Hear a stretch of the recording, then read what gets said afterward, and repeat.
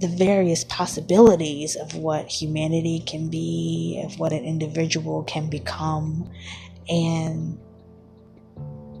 yes, there is this desire to kind of create this utopia, but at the end of the day, there will still be a need for just war or peace through strength, because even among the most enlightened, there will still be these egos that want to have power and dominance over the others. And there will always be the alpha personalities and the betas. There will always be those who, are a little more ego-minded with their enlightenment than those who would just rather just kind of meditate and stay in their own lane. It would always exist. I think the goal is to try to optimize what we do with that energy, what we do with that information, what we do with that consciousness.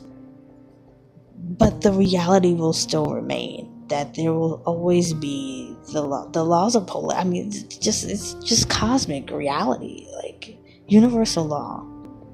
There will always be love and hate, or war and peace. There will always be an adversary, and it's okay. I think we have to transcend this idea that we have to fight, the evildoers, and to the point of eradicating them, and just, get rid of this desire to out-God God, right? This desire to polarize life to where it's only what is quote-unquote good. And this goes back to the Good and Evil podcast. What is good or what is believed to be good or pleasing to one group of people may be evil and disrespectful and a source of suffering for another group of people.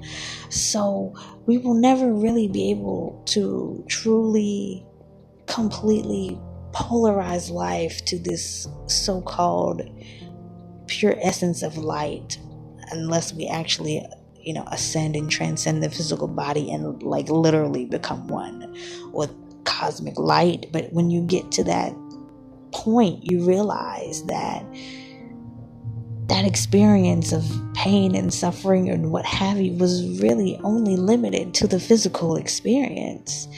It's not necessarily a cosmic experience. When you're pure energy, nothing's really going to harm you or hurt you. And that is the lesson that Krishna was reinforcing to Arjuna in the Bhagavad Gita.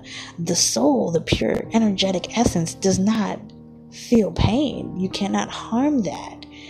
It is only a perceived suffering by way of the physical manifestation or experience of pain. So when it comes to warfare in the physical, it's really just about restoring a balance, a cosmic balance on the physical plane. And the idea that we're really doing something wrong or committing some sin or some vice does not necessarily exist. That's only self-imposed based on the perception of one's experience in the physical. And when it comes to warfare, especially those who feel that they are called by God to engage in warfare or genocide or ethnic cleansing, they very may well be called by God or the cosmos to carry out these actions in an effort to restore order or balance. I think a lot of times we get caught up in projecting our own perspective and anthropomorphizing cosmic reality and God. Like I said, God is more of a cosmic essence and a source energy or source consciousness. Is not necessarily a person on a cloud that feels and gives a shit. You know what I mean?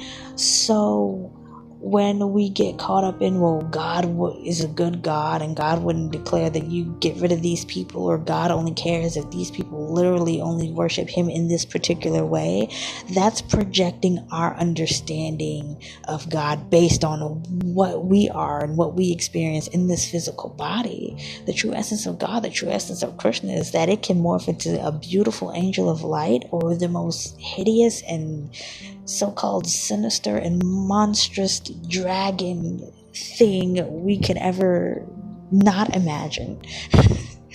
And it will still be God. It will still be truth. It will still be all-knowing, all-powerful divinity. And anything that comes from that